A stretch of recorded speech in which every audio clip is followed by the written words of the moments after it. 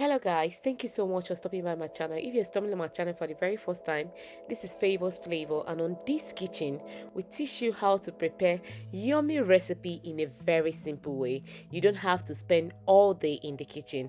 And my Robo family were today we'll be preparing banga soup. It's a Nigerian local delicacy from Niger Delta area, or Warri to be precise. So this is their most favorite in that community, and I was opportune to be born and bred in Warri. So let me teach you guys how we do it. So what I normally do, I put boiled water in the tin paste of the banga, and then mix it together. I'll tell you the reason why I do that. So mix it together and let it settle down. So I have my meat steaming already in the pot. I'm just going to take the meat out of the pot and then leave the stockfish in the pot, because I want my stockfish to be very, very soft. I don't want it hard. So I'm just going to take the meat out of it. I'm actually using some beef, shaki, and some other part of meat to prepare this banga soup. That is how I actually love it. So when I've removed the meat, you just turn the banga that you already mixed with hot water, that you've kept to like settle down. Then you pour it in the pot. When you're pouring it in the pot, just be careful, because at the bottom you're going to see some shells like this. This is not actually dirt, it's the head. We call it the eye of the banga. So when they blend it, they're not able to filter it out. So that was what you could see that looks like dirt. After putting it in your pot, just stir it and cover it, allow it to cook properly. I love using this big crayfish because it gives your banga soup a different taste entirely, to take the banga soup to a different level. So if you can lay your hands on this big crayfish, seriously, I will recommend that you add some of these big crayfish into your meal. So what I have in my blender is the big crayfish, and then pepper, onions, and I put some more small crayfish. That was what I just scooped into the blender. So blend it together how you would like it. Some like it rough, but I like mine to be smooth, because I don't want to be eating and be seeing those shells in the pot.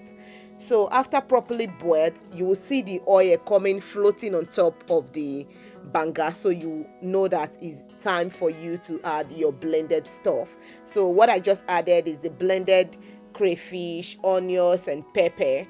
So I whisk the blender, the leftover in the blender, and pour it into it and just stir, and then I'll cover it and allow it to simmer again.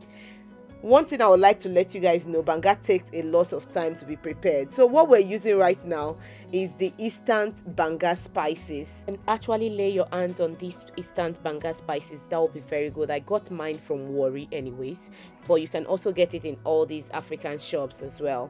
So I'm actually using 2 sachets in my banga. The pot I'm actually preparing this banga soup with is quite a big pot, so it's a lot of banga. If you can see, look at how big the pot is.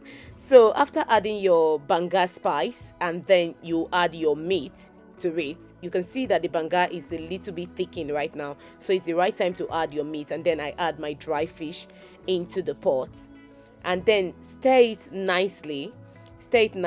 And when I'm preparing any local meal, I like using star cube. I know you might like to use any other cubes, but I actually like this star cube because it gives it that local taste. For me, that's what I think, but you can use any other cube of your choice if you like, but I actually like this star to be precise. So you add your star cube and then add your salt to it, and then close the pot and allow it to simmer. You can see that the banga is actually getting thicker and thicker.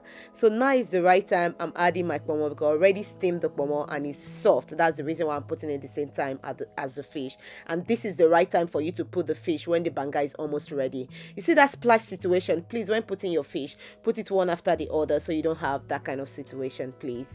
And when you're stirring your banga soup after putting the fish, just be gentle with it so you don't have broken fish all over your pot. And now is the right time to add your Benetete.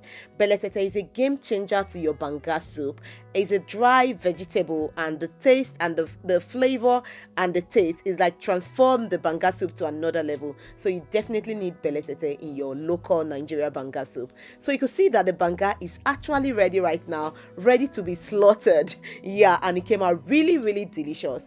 Please guys, if you do like this video, please don't hesitate to give the video a thumbs up, and also don't forget to drop a comment and let me know what you think about this recipe. And also, if you've watched this extent and you've not subscribed to my channel, please support me by hitting on the subscribe button, press on your notification bell for you to be notified whenever I upload a new video. Thank you so much guys for watching. I love you guys, and I'll see you guys on my next one. Bye.